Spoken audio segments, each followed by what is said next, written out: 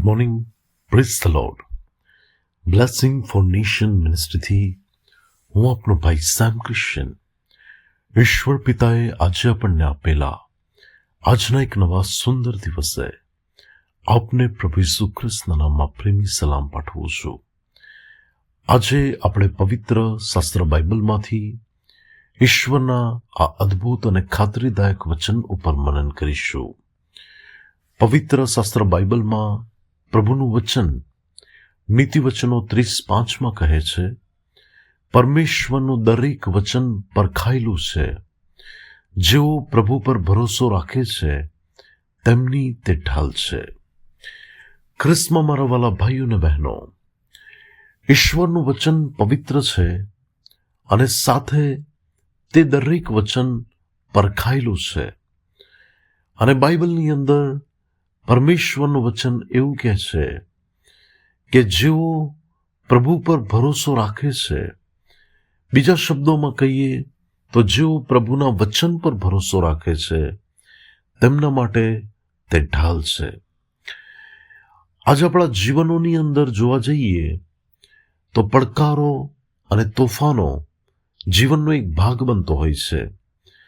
અને પરિસ્થિતિઓમાં જ્યારે આપણી પરીક્ષાઓ થાય ત્યારે એ પરિસ્થિતિઓમાં જે વ્યક્તિ પ્રભુના વચન પર ભરોસો રાખે છે ત્યારે એ પરિસ્થિતિઓમાં તેમની તે ઢાલ બને છે કે જ્યાં શત્રુના આક્રમણોની સામે તે વ્યક્તિને સ્વર્ગીય સુરક્ષા મળી શકે. ખ્રિસ્તમાં મારા વાલા ભાઈઓ અને બહેનો, હું ફરીથી આપને કહેવા માંગુ છું કે પ્રભુનું વચન પરખાયેલું છે. આજે કોઈ પણ વસ્તુ જ્યારે માર્કેટની અંદર લાવવામાં આવે ત્યારે એની ગુણવત્તાને પહેલા પારખવામાં આવે છે. ક્યુસી નામનો જે ડિપાર્ટમેન્ટ કહેવાય કે જેને ક્વોલિટી એન્ડ કંટ્રોલ કહી શકાય, એ ડિપાર્ટમેન્ટની અંદર પહેલા તેની પરખ થાય છે. તેને જોવામાં આવે છે કે તે બધી રીતે બરાબર છે કે નહીં, અને જો તે બરાબર હોય ત્યારે તેને માર્કેટની અંદર મૂકવામાં આવતું હોય છે.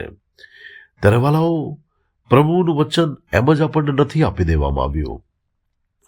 ઈશ્વરનું વચન આપણા સુધી આપતા પહેલા પ્રભુએ પોતે તેના વચનોને પારખીને મૂકેલા છે.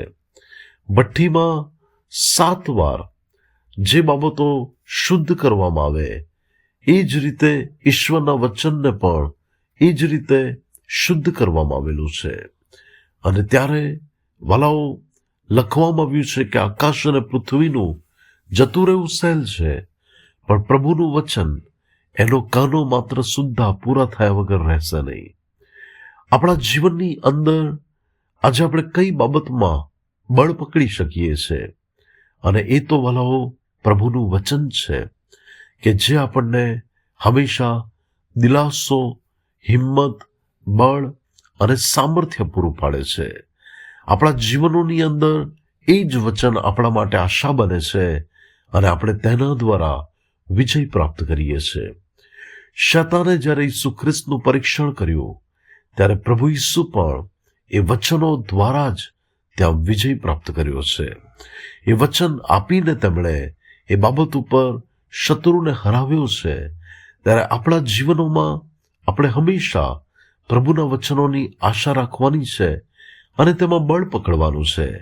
આપણા જીવનમાં જે પણ પરિસ્થિતિઓ આવે, જે પણ સંજોગો આવે, જે પણ બાબતો આવે, ત્યારે એ જ સમયમાં તમારી જે ઢાલ બનશે એ તો પ્રભુનું વચન હશે કે જે તમને પરિસ્થિતિઓ સામે ટકાવશે, રક્ષણ આપશે. ત્યારે વાલાઓ, યહોશુઆને કહેવામાં આવ્યું કે તું રાત દિવસે વચનનું મનન કર કે જે બાબતોથી તું ફતેહ પામશે. ત્યારે તમે પણ ઈશ્વરના વચનો વડે જ એ પરિસ્થિતિઓ પર ફતેહ પામી શકશો. પ્રભુ આજના વચન દ્વારા આપણને આશીર્વાદિત કરે. આવો આપણે પ્રાર્થના કરીએ. સ્વર્ગમાં મારા પ્રેમાળ પિતા, આજના પવિત્ર વચન માટે તમારો આભાર માનીએ છીએ. પ્રભુ, તમારું વચન કે જે આજે પણ અમારી ઢાલ છે અને અમને બળ પૂરું પાડે છે, ત્યારે તમારા એ વચનમાં બનેલા રહેવાને માટે, તેમાં બળ પકડવાને માટે, એ વચન પર આધારિત થઈને જીવન જીવવા માટે તમે અમને સહાય કરો. હું સર્વ મહિમા અને સર્વ આદર તમને આપું છું પ્રભુ ઈસુના નામે. આમીન. May God bless you. Have a blessed day. શાલોમ. આજે અમે લોકો ફરીથી અમારી આટલા દિવસની મિશન ટ્રીપ પૂરી કરીને વ્યારા તરફ જવાના છે.